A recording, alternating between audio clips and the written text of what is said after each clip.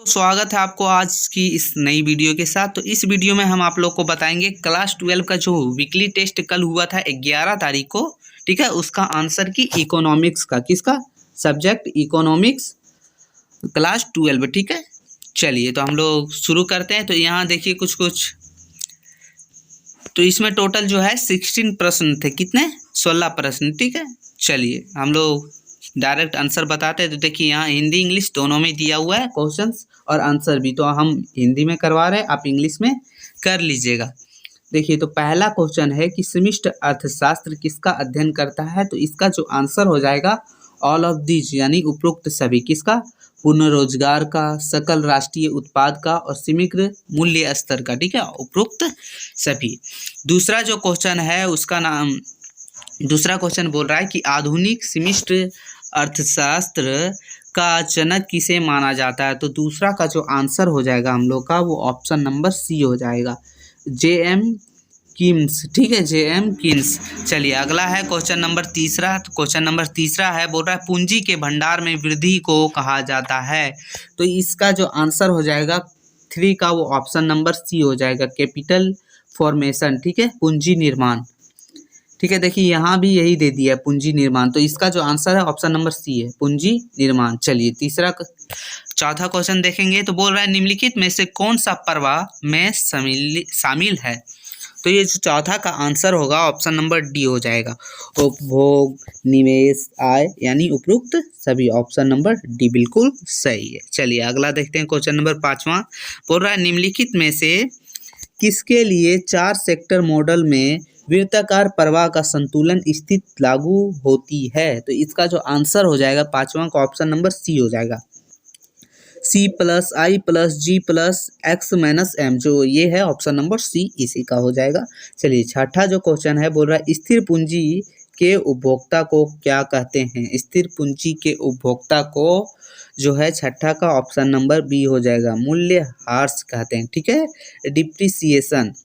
चलिए अगला है क्वेश्चन नंबर 7वां। तो क्वेश्चन नंबर 7वां देखेंगे। बोल रहा है राष्ट्रीय आय मापने में कौन सी विधि अपनाई जाती है। तो इसका आंसर ऑप्शन नंबर सी हो जाएगा, व्यय विधि, ठीक है। चलिए अगला है क्वेश्चन नंबर 8वां। बोल रहा है कि निम्नलिखित में से कौन सा प्राथमिक क्षेत्र में शामिल है। तो ये 4 ऑप्शन दिया है, इनमें से कौन सा प्राथमिक में शामिल है। तो इसका जो 8वां का आंसर है ऑप्शन नंबर डी हो जाएगा, उपरोक्त सभी, भूमि, वन, खनन तीनों है, ठीक है, उपरोक्त सभी। चलिए 9वां क्वेश्चन है। बोल रहा है कि निम्नलिखित में से कौन सा राष्ट्रीय आय में शामिल है। तो इनमें से कौन सा राष्ट्रीय आय में शामिल है। तो क्वेश्चन नंबर 9वां का हो जाएगा ऑप्शन नंबर डी, स्थानांतरण आय, ये भी नहीं है, शेयर और ब्रांड की बिक्री आय, ये भी नहीं है, काले कारोबार से प्राप्त धन, ये भी नहीं है। तो ऑप्शन नंबर डी जो है नन ऑफ दीज, मतलब इनमें से कोई नहीं। चलिए अगला है क्वेश्चन नंबर 10वां। बोल रहा है कि एनडीपीएफसी, इसका जो है इसका पूरा मतलब क्या है। तो ये हो जाएगा ऑप्शन नंबर बी हो जाएगा इसका, जीएनपीएमपी, और इसका जो ये है जीएनपीएमपी इनडायरेक्ट टैक्स प्लस सब्सिडी, ठीक है, प्रत्यक्ष कर प्लस आर्थिक मदद, ये हो जाएगा। चलिए अगला है सेशन बी। अब हम लोग आ चुके हैं सब्जेक्टिव क्वेश्चन की तरफ, सेशन बी। सेशन बी का पहला क्वेश्चन है कि राष्ट्रीय आय किसे कहते हैं। तो चलिए हम लोग चलते हैं सेशन बी की तरफ। तो देखिए हम लोग आ चुके हैं सेशन बी में, टोटल 2 क्वेश्चन है, ठीक है। पहला क्वेश्चन है, मतलब क्वेश्चन नंबर 11वां, बोल रहा है राष्ट्रीय आय किसे कहते हैं, ठीक है। तो देखिए बोल रहा है कि किसी देश की उत्पादन व्यवस्था से अंतिम उपभोक्ता के हाथों में जाने वाली वस्तु या देश की पूंजीगत साधनों के विरुद्ध जोड़ के, ठीक है, राष्ट्रीय आय कहते हैं, ठीक है, जोड़ को ही राष्ट्रीय आय कहते हैं, ये हम लोग का राष्ट्रीय आय। चलिए अगला है क्वेश्चन नंबर 12वां जो था, उसमें बोल रहा है कि मिश्रित आय किसे कहते हैं, मिश्रित आय, ठीक है। तो ये नाम से ही पता चल रहा है, मिश्रित यानी मिला हुआ, ठीक है। देखिए यहाँ दिया है कि ऐसे लोग को अपने स्वयं के रोजगार से जो आय प्राप्त होती है उनमें भूमि का किराया, पूंजी का ब्याज, प्रबंधक का वेतन एवं लाभ को अलग अलग ज्ञात करना कठिन होता है। इन सभी प्रकार के आय को मिश्रित आय कहा जाता है, ठीक है। यही हम लोग का क्वेश्चन नंबर 12वां का आंसर। अब चलेंगे हम लोग session number C. Session number C में टोटल 2 क्वेश्चन है, क्वेश्चन नंबर 13 और क्वेश्चन नंबर 14। चलिए हम लोग क्वेश्चन नंबर 13 देखेंगे। तो क्वेश्चन नंबर 13 बोल रहा है कि विशिष्ट अर्थशास्त्र और समष्टि अर्थशास्त्र में क्या अंतर है। ठीक है, अर्थशास्त्र तो ये है, विशिष्ट अर्थशास्त्र में व्यक्तिगत इकाई के आर्थिक व्यवहार का अध्ययन किया जाता है। ऐसे ही उपभोक्ता, एक फार्म मतलब उत्पादक इत्यादि। समष्टि अर्थशास्त्र में जो है संपूर्ण व्यवस्था के स्तर पर, अर्थव्यवस्था के स्तर पर बड़े आर्थिक समुदायों का अध्ययन व अंत संबंधन का विश्लेषण किया जाता है। ठीक है, जैसे समग्र मांग, समग्र पूर्ति, राष्ट्रीय आय इत्यादि। यही है 13वां का आंसर। चलिए क्वेश्चन नंबर 14 देखेंगे।